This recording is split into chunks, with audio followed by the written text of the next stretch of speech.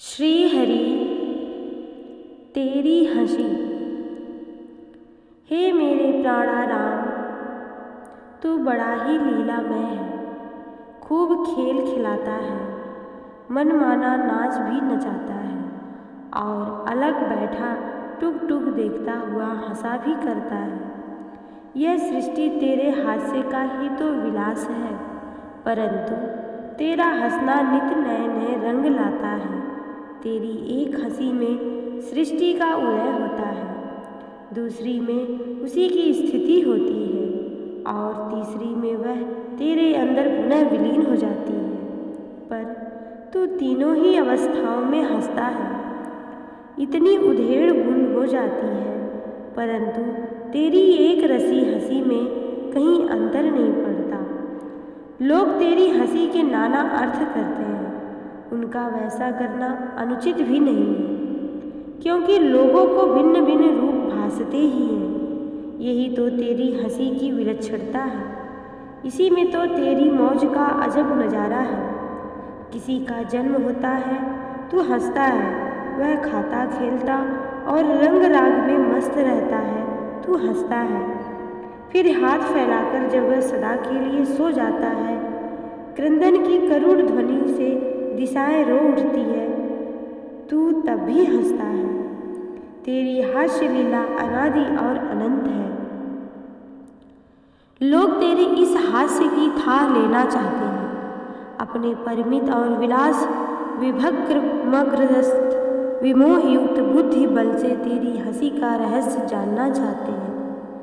यह बुद्धि का सूक्ष्म से सूक्ष्मतर होते होते सर्वथा विलुप्त हो जाना नहीं तो क्या है। जल का जरा सा नगण्य कण सब ओर से परिपूर्ण पारावारहीन जल निधि का अंत जानना चाहता है। यह असंभव भावना नहीं तो क्या है। जब तक वह अलग खड़ा देखेगा तब तक तो पता लगेगा कैसे, और कहीं पता लगाने की लगने में अंदर चला गया तब तो उसकी अलग सत्ता ही नष्ट हो जाएगी।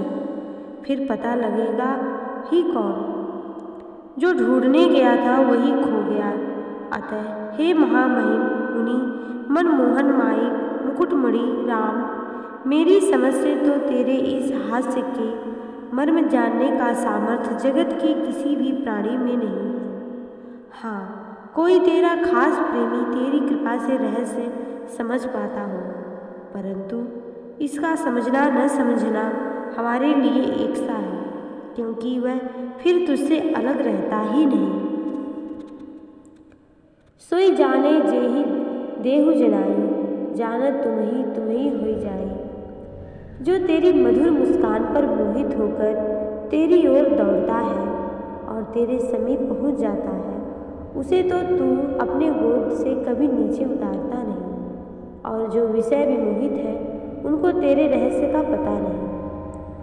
आश्चर्य है कि इस पर भी हम तेरी लीलाओं के रहस्योद्घाटन का दम भरते हैं, और जो बात हमारी स्थूल बुद्धि में नहीं जचती उसे तेरे लिए भी असंभव मान बैठते हैं। हमारी इस बुद्धि पर, हमारे इस बाल चापल्य पर तुझे दया तो आती ही होगी दयामय। महर्षि वाल्मीकि, महर्षि वेदव्यास और गोसाई तुलसीदास जी प्रभृति संतों को धन्य है, जिनकी वाणी से तूने दया कर अपनी कुछ लीलाएं जगत को सुनाई। तेरी इन लीलाओं के दिव्यालोक से असंख्य प्राणियों का तपोमय मार्ग प्रकाशित हो उठा, जिसके सहारे वे अनायास ही अपने गंतव्य स्थान पर पहुंचकर सदा के लिए सुखी हो गए।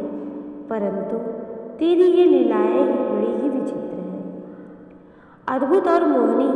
बड़े बड़े तार्किक विद्वानों की बुद्धि इनकी मोहकता में पड़कर झकरा जाती है। अवश्य ही जो लोग श्रद्धा भक्ति पूर्वक बुद्धि का व्यर्थाभिमान छोड़कर तेरी शरण हो जाते हैं, उनके विवेक चक्षुओं को सामने तेरी दुस्तर माया का आवरण हट जाता है। नाथ, अब तो ऐसा कर दे जिससे प्रत्येक अवस्था, प्रत्येक समय, प्रत्येक वस्तु और प्रत्येक चेष्टा में तेरी नित्य अनंत कृपा की पूर्ण अखंड माधुरी मूर्ति के दर्शन होते रहे और फिर वह पूर्ण कृपा विग्रह कभी आँखों से ओझल हो ही नहीं।